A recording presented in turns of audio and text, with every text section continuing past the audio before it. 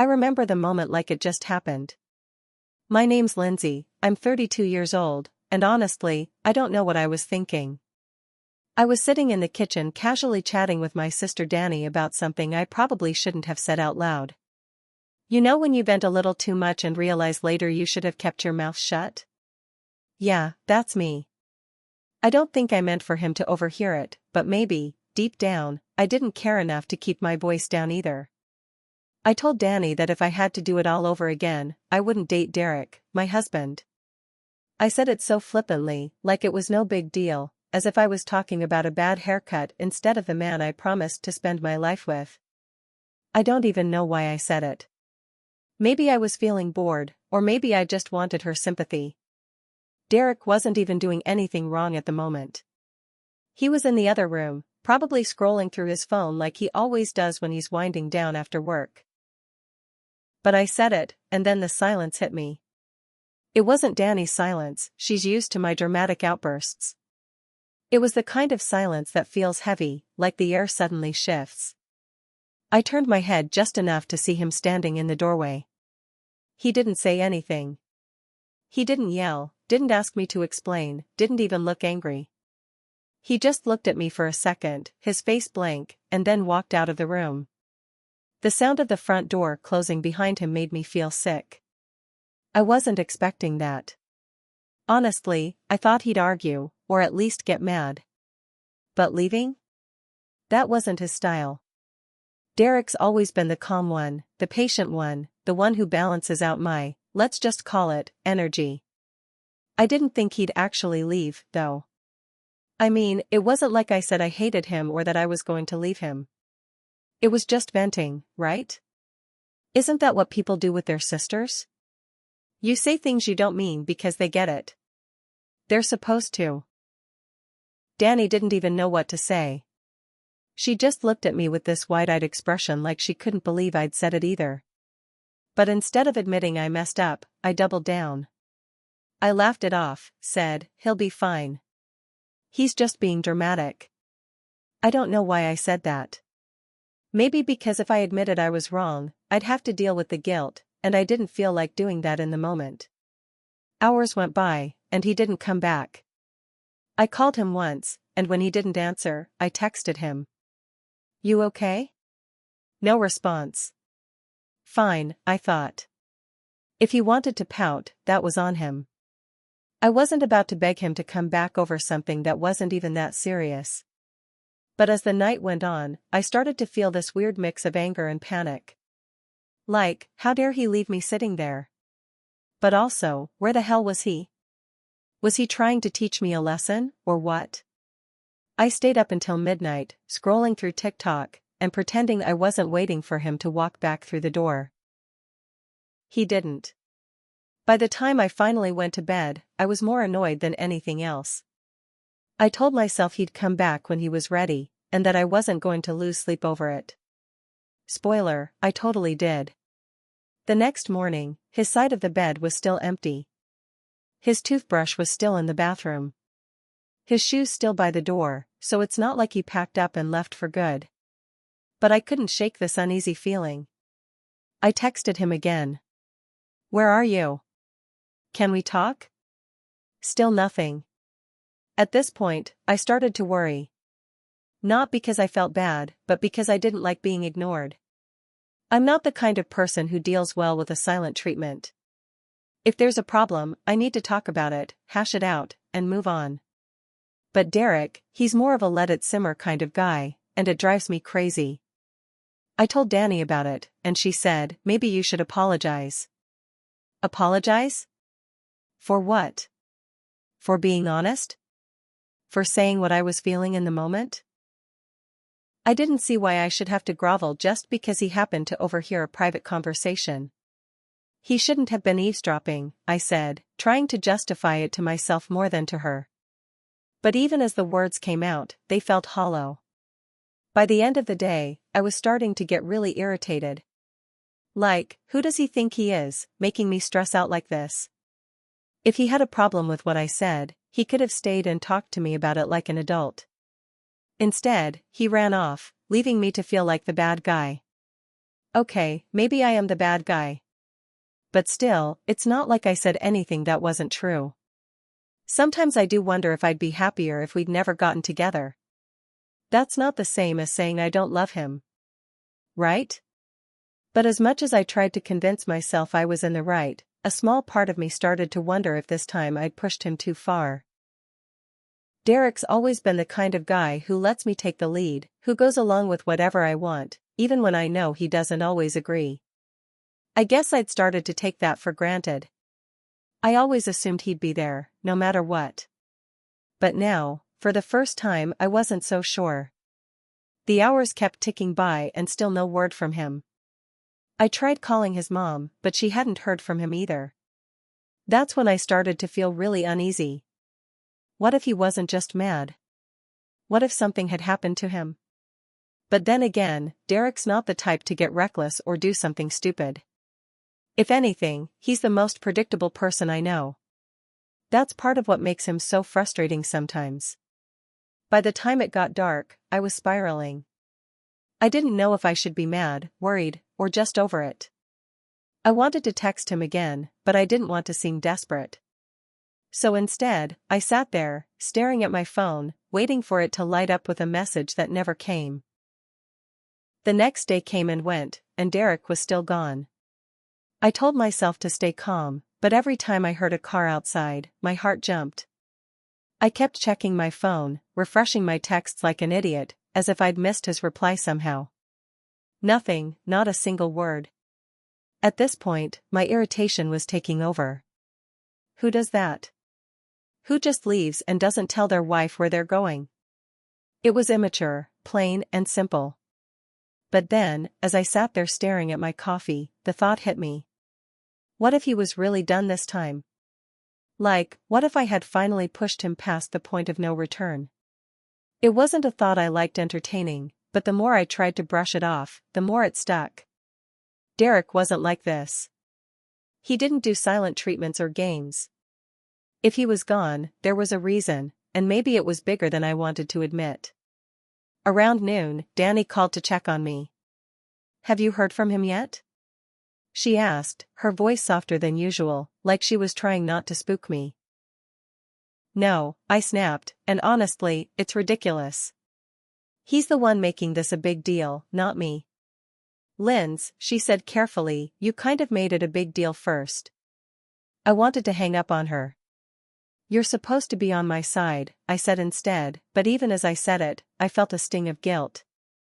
She wasn't wrong, not entirely. Maybe I had made it a big deal, but it wasn't like I'd planned to hurt him. It was just, I didn't think he'd take it that hard. It's not like I told him I was leaving or that I didn't love him. People vent all the time. He was just being too sensitive. By the time evening rolled around, I'd convinced myself I needed to stop waiting. If he wasn't going to come back on his own, I'd go find him. I called his mom again, but she still hadn't heard from him. I tried a couple of his friends, too, but either they were covering for him or they really didn't know.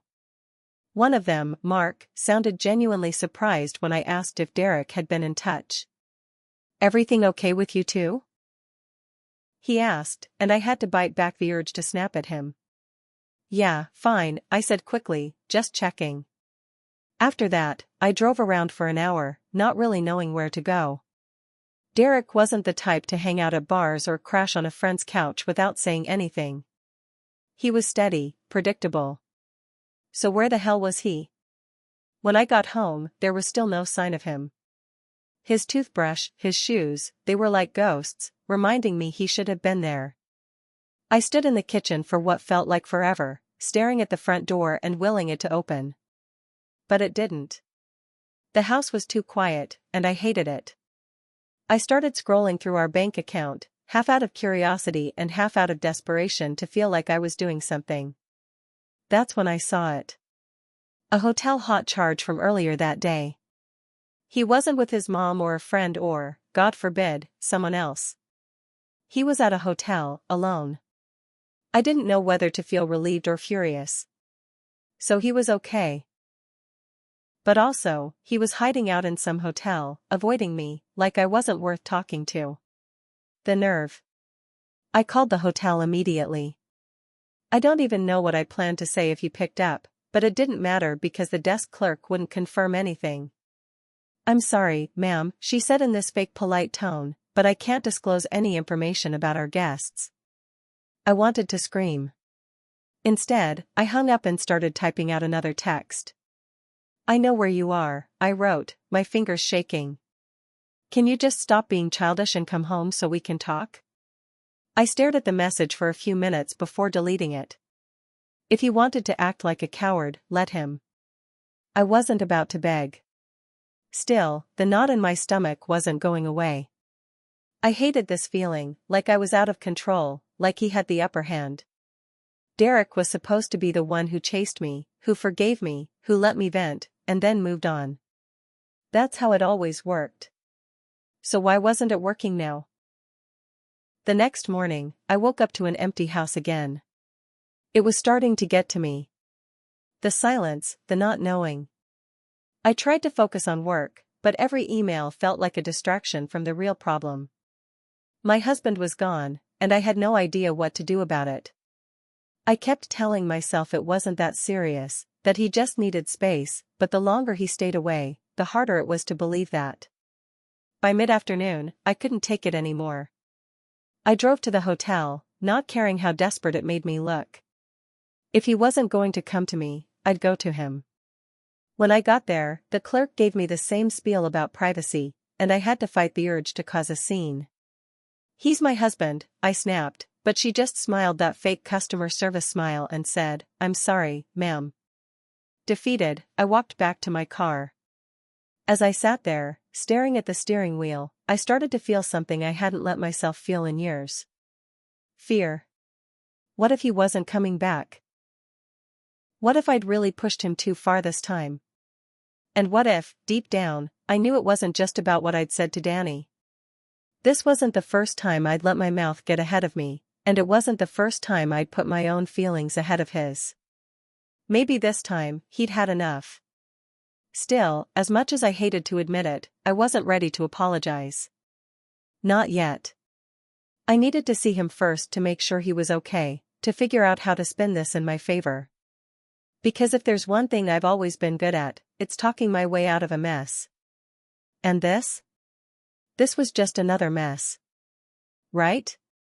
I didn't have to wait much longer to see Derek after my failed attempt at the hotel. Late that same evening, the front door finally opened, and there he was. He didn't slam the door or throw his keys down like I might have done in his place. He walked in calmly, almost too calmly, and I couldn't read his expression. That blank look on his face unnerved me. I was ready for a fight or at least some dramatic response. But this?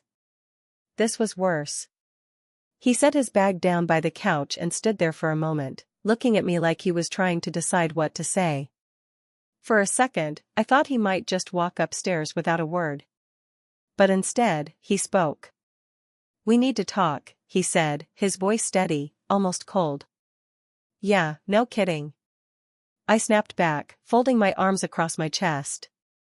I was already defensive, even though I knew I should have been the one to apologize. But I wasn't going to start there. I couldn't. It felt like admitting I was wrong would give him some kind of power over me, and I wasn't ready for that. He sat down on the couch, motioning for me to sit too. I stayed standing, leaning against the kitchen counter like I was too busy to care. "You gonna explain why you ghosted me for 2 days?" I asked, trying to sound casual, but my voice came out sharper than I intended. Derek sighed, rubbing his hands together like he was trying to warm them up. "I needed space," he said, "to think, to figure out how to even talk to you after what I heard." I rolled my eyes. "Oh, come on, Derek. Are we really doing this? You overheard one thing that I said in private to my sister, and now you're acting like it's the end of the world." "It wasn't just one thing, Lindsay," he said, his voice rising slightly, though he quickly brought it back down. "You said you'd never date me now, that if you could go back, you wouldn't choose me." "Well, maybe I wouldn't." I shot back before I could stop myself. The words hung in the air, and for a moment, I regretted them. But then I doubled down. You've changed, Derek. We both know it. You're not the same guy I married. You're. I hesitated, trying to choose my words carefully, but my emotions got the better of me. You're lazier now, okay? You've let yourself go. You don't even try anymore. Can you really blame me for feeling like this? He looked at me, and for the first time I saw real hurt in his eyes. But instead of getting angry, he just nodded slowly, like he was expecting this. So that's it? He said quietly. You think I'm fat and ugly, and that's why you'd rather not be with me. I rolled my eyes again, trying to brush off the weight of what I'd just said. Don't twist my words. I didn't say I didn't want to be with you. I said if I could go back, I might have made a different choice. That's not the same thing. Sure sounds like it to me, he replied, his voice steady but firm. And you know what? Maybe you're right. I have changed. I've gotten older. I've gained some weight. I've gotten comfortable. But that's what happens when you're married, Lindsay. You settle into life together. You build a life. Or at least, that's what I thought we were doing. I felt my face flush, a mix of embarrassment and anger bubbling up inside me. Don't make this about me, I said, my voice rising. You think I don't notice how distant you've been? How you barely even talk to me anymore, unless it's about work or bills or what we're having for dinner. You're not exactly giving me a reason to feel excited about this marriage, Derek. So this is my fault now? He asked. His tone calm but incredulous. I'm the reason you're unhappy? The reason you don't respect me enough to keep a conversation like that between you and your sister out of earshot? I threw up my hands in frustration. You're twisting everything. I'm just saying, maybe if you put in a little more effort, worked out, showed some interest in me like you used to, I wouldn't feel like this. He stared at me for a long moment, and then he did something I didn't expect. He stood up slowly and looked me straight in the eye. You know what, Lindsay? I think this says more about you than it does about me. What's that supposed to mean? I snapped, feeling a sudden surge of panic. He wasn't yelling. He wasn't fighting back the way I'd expected. He was calm, and somehow that made me feel even smaller. It means, he said, his voice steady, that you don't see what you have. You've got someone who's been here for you through all of your impulsive decisions, your spending habits, your ups and downs, someone who's never judged you for any of it, and instead of appreciating that, you look for reasons to tear me down. I opened my mouth to respond, but he wasn't done. I know I'm not perfect. I know I've changed, but so have you, Lindsay, and not in a way that makes this marriage easier. You've turned into someone who doesn't take accountability, who lashes out instead of having a real conversation, and who would rather blame me than look in the mirror. His words hit me like a slap, but instead of admitting he might be right, I lashed out again. Oh, so now you're perfect? The saint who's been holding this marriage together while I'm the problem. He shook his head, picking up his bag again. No, I'm not perfect, but at least I'm trying to be better, Lindsay. I'm done standing here and letting you make me feel like I'm not enough. If you can't see the value in me anymore, maybe we need to take a step back. I froze. What are you saying? I'm saying I need more than this, he said, gesturing between us, and if you're not willing to work on it, then maybe I shouldn't be here anymore. He didn't yell. He didn't slam the door on his way out. He just walked out, leaving me standing there, stunned and more confused than ever. Over the next few weeks, reality hit me hard. Derek didn't come back, not even for his mail. Every time I walked into the house, the emptiness felt heavier. It wasn't just that he was gone physically. It was the silence, the absence of his presence that cut the deepest. I started reaching out to him more, trying to test the waters. The responses I got were polite but distant. Hope you're doing okay? I'll come by this weekend to grab my things. That was it. No warmth, no opening for conversation. He wasn't cruel, but it was clear that he was done being vulnerable with me. The weekend came, and I dreaded seeing him. When he walked through the door, he looked different. His shoulders seemed broader, his posture straighter. He'd trimmed his beard, and it actually looked good, clean, purposeful. He even smelled different, like he'd started using cologne. I hated to admit it, but he looked better than I'd seen him in years. "Hey," I said awkwardly, standing by the kitchen counter as he came in. "Hey," he replied, giving me a small nod, but nothing more. He didn't ask how I was doing, didn't try to make small talk. Instead, he went straight to the bedroom and started packing his things into boxes. I followed him, unsure of what to say, but desperate to break the silence. "Derek, can we talk?" I asked, my voice softer than usual. He didn't stop packing. "About what?" I hesitated. "About us?" He paused, looking at me with an expression I couldn't quite read. "What about us, Lindsay? You made it pretty clear how you feel." "I didn't mean it like that," I said quickly, stepping closer. "I was upset. I wasn't thinking." He shook his head and went back to packing. "No, Lindsay. You were thinking. You just didn't think I'd hear it." The lump in my throat grew. "I didn't mean to hurt you." "But you did," he said firmly, finally looking at me, "and it's not just about that one conversation. It's everything.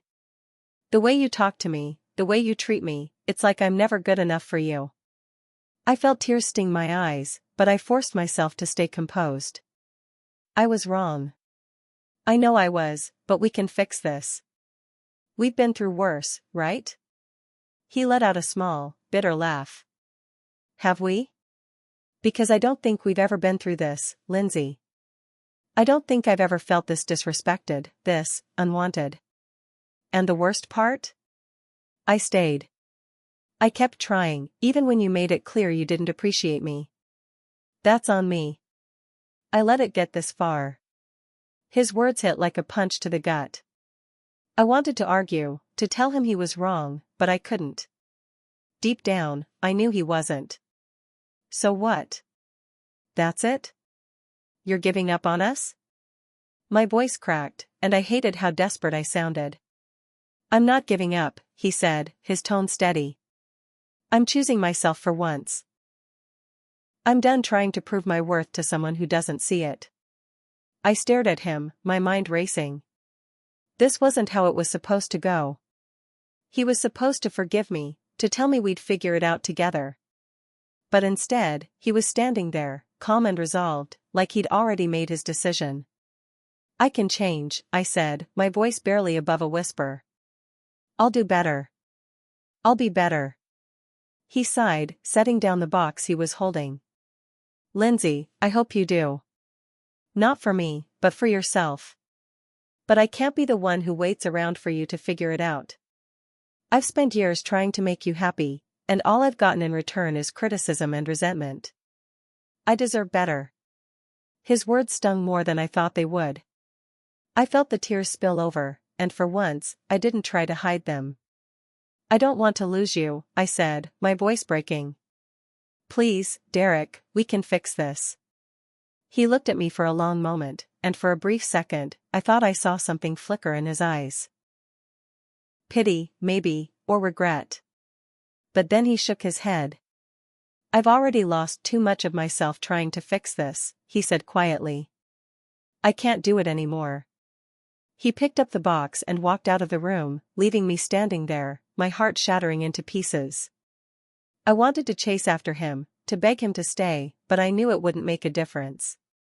He was done, and for the first time, I realized I might really lose him for good.